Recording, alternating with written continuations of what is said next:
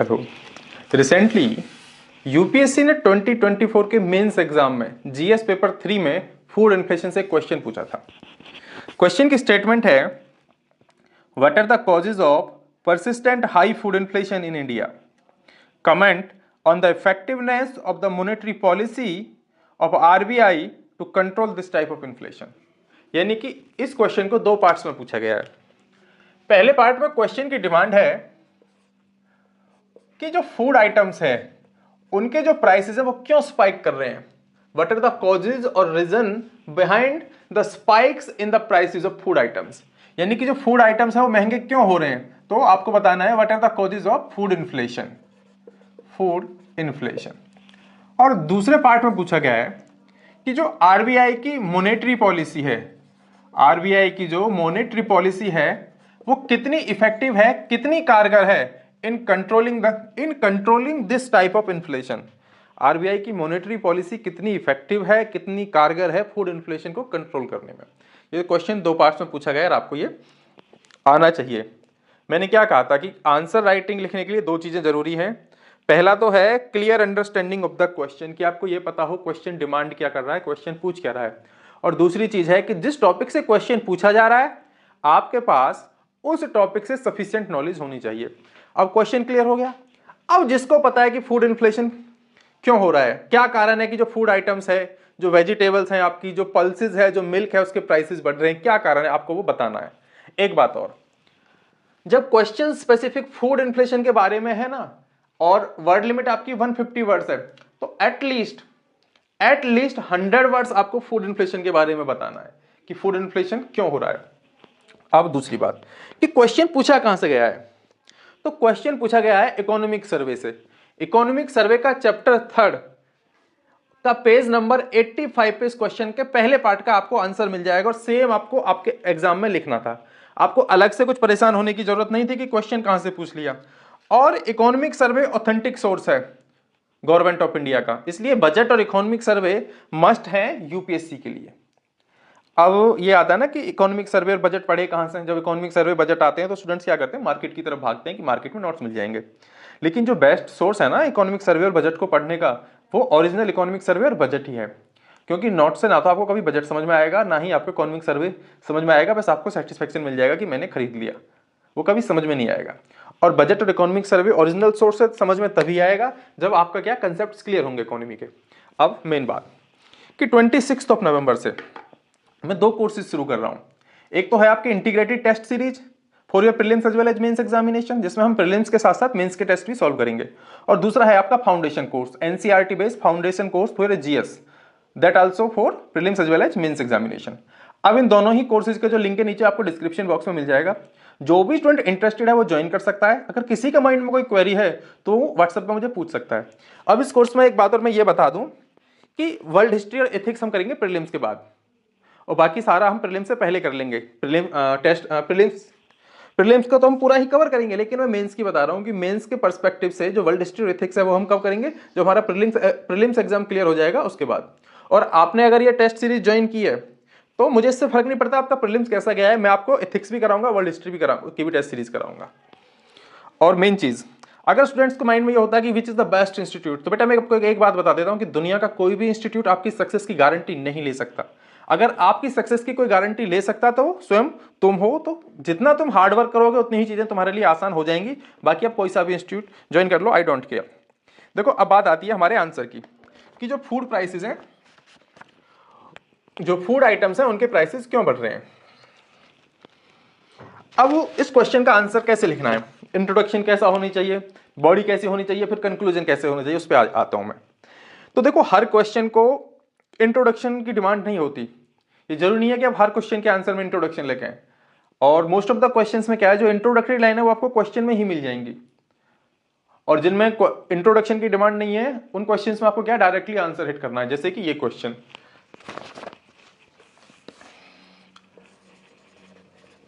Causes of high food inflation. और ये जो फूड इन्फ्लेशन है ये रिसेंटली फिर से न्यूज में है, इसलिए मैंने इस क्वेश्चन को पिक किया है, causes of high food inflation. देखिए जो प्रोडक्शन है वेजिटेबल का और पल्सेस का, that is the production of vegetables and pulses, these are particularly affected by the weather conditions. अब सबसे पहले हम टमाटो की बात करते हैं, टमाटो की। अब जो टमाटो है उसके प्राइसेस क्यों बढ़ रहे हैं, तो देखिए उसके कारण क्या है। एक तो है change in crop production, seasonal change in crop production, seasonal change in crop production. और जब चेंज होता है तो कुछ टाइम के लिए जो प्राइसेस है वो स्पाइक कर जाते हैं। जब पुरानी फसल खत्म होती है और नई फसल आती है, जब पुराना हार्वेस्टिंग टाइम खत्म हो गया, नया हार्वेस्टिंग टाइम शुरू हुआ है, तो जब बिल्कुल होता है ना कि नया है कुछ भी मार्केट में, तो उसके क्या जो प्राइसेस है वो ज्यादा जाते हैं। क्यों? क्योंकि सप्लाई पूरी अच्छी तरीके से मेंटेन नहीं हो पाती। दूसरा है specific crop disease like white fly infestation, white fly infestation. And third reason है कि टमाटर जो इतना महंगा हो गया उसका यह है prolong monsoon rains, monsoon rains. फिर कई जगह आइसोलेटेड हो जाते हैं क्योंकि जो सप्लाई चेन है वो टूट जाती है ज्यादा हेवी रीजन्स की वजह से। तो हमारी टमाटर की बात हो गई। अब इसके बाद आते हैं हम ऑनियन पे कि जो प्याज है वो क्यों महंगी हुई, तो उसके क्या कारण है। देखो उसका सबसे पहला कारण क्या है कि जो रबी सीजन है, जो रबी सीजन की हार्वेस्टिंग थी प्याज की, उस टाइम पे क्या है रेनफॉल हुई, और जिसके कारण क्या है उसकी क्वालिटी पे फर्क पड़ा। उससे अलग डिले इन सोइंग, यानी प्याज को बोने में भी बहुत ज्यादा देरी की गई। और उससे अलग क्या है trade related measures taken by different countries, trade related measures taken by different countries, taken by different countries. यानी कि जो कंट्रीज ऑनियन को एक्सपोर्ट करती थी उन्होंने उसका एक्सपोर्ट रोक दिया, और जब एक्सपोर्ट रुक गया तो उसका फिर डायरेक्ट असर कहां दिखेगा उसके प्राइसेस पे। अब इससे अलग बात आती है पल्सेस की, और पल्सेस में अगर हम बाहर करें तूर दाल, जिसको बोलते हैं ना तूर दाल, पल्सेस में, तो इसके रेट क्यों बढ़े, तो इसका एक कारण है low production over the past 2 years, low production over the past 2 years caused by adverse weather conditions. फिर आपकी बात आती है उड़द प्रोडक्शन की, जो उड़द की दाल होती है वो क्यों महंगी हुई। It was affected by the slow sowing progress, slow sowing progress, यानी कि इसको सही टाइम पे इसके बीज को बोया नहीं गया। And slow sowing progress in rabi season coupled with climatic disturbance in the southern state. और फिर बात आती है आपके ग्राम की, चने की, कि चना क्यों महंगा हुआ, ग्राम चना क्यों महंगा हुआ, ड्यू टू क्योंकि इसकी जो आउटपुट थी वो कम रही as compare to the previous year. अब एक और चीज बताए, वो है आपका मिल्क, कि मिल्क प्राइसेस क्यों बढ़े, मिल्क प्राइसेस। तो देखिए मिल्क प्राइसेस बढ़ने का कारण क्या था,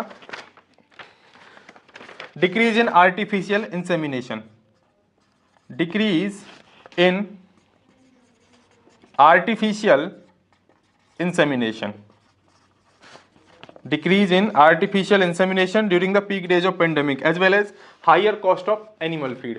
second reason क्या था, higher cost of animal feed, higher cost of animal feed। तो ये सब आपको अपने आंसर में लिखना था, और यही क्वेश्चन की डिमांड थी। जब वो पर्टिकुलर फूड इन्फ्लेशन के बारे में पूछ रहा है तो आपको बताना पड़ेगा टमाटर का, कि टमाटो क्यों महंगा हुआ, ऑनियन के रेट क्यों बढ़े, तूर दाल क्यों महंगी हुई, उड़द दाल क्यों महंगी हुई, ग्राम चना क्यों महंगा हुआ, फिर जो आपके मिल्क था मिल्क क्यों महंगा हुआ। पर्टिकुलरली वो ये पूछना चाह रहा है। अब आपने क्या लिखा है या आप क्या लिखोगे वो मुझे नहीं पता, लेकिन इसका आंसर यही है।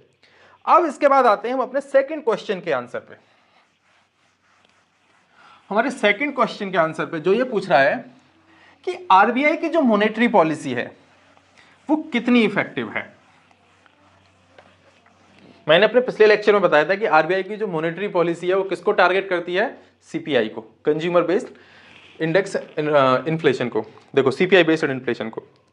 अब एक तरफ होता है आपका सप्लाई, सप्लाई, और दूसरी तरफ होती है आपकी डिमांड। अब आरबीआई जब अपनी मॉनेटरी पॉलिसी टाइट करता है, टाइटनिंग ऑफ मॉनेटरी पॉलिसी, तो क्या होता है कि जो